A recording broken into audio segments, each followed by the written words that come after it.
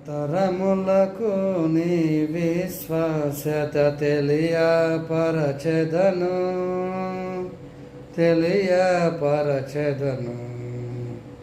తరతరములకు నీ విశ్వాస్యత తెలియపరచెదను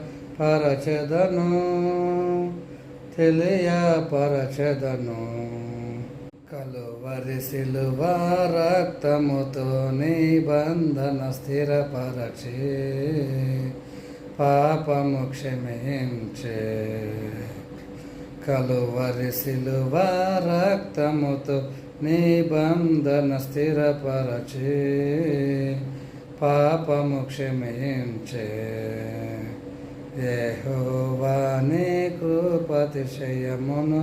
నిత్యము కీర్తింతున్